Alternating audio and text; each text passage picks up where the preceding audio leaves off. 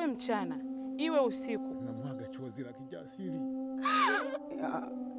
Ndio show yani. Nataka mali yako. Hii dunia ni ya watu.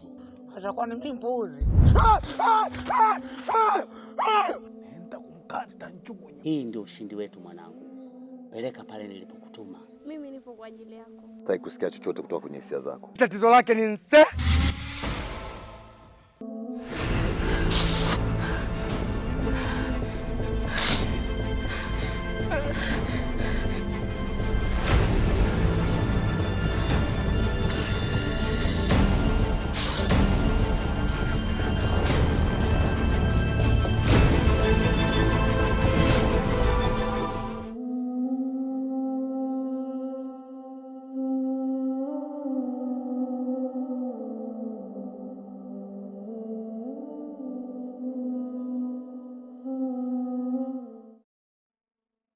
Inawezekana ikawa ngumu kuniamini,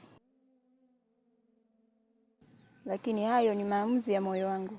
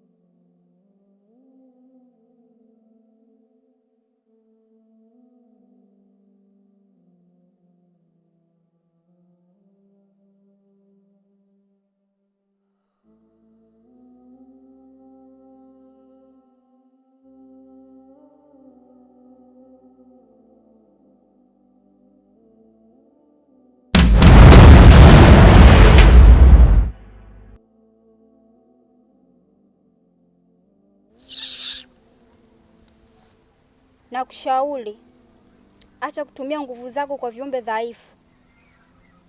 Mbona kuna mambo mengi ya kufanya ambako kunaendana na nguvu zako? Kwanza nisikilize. Wewe kama nani yani unakuja kuniambia maneno kama hayo? Na una mamlaka gani ya kuniambia mimi vitu kama hivyo yani? Kwanza labda ujue kitu kimoja. Hapo ongea na mtu kawaida. Hapo unaongea na hisia za katuni, tabasamu la mdoli.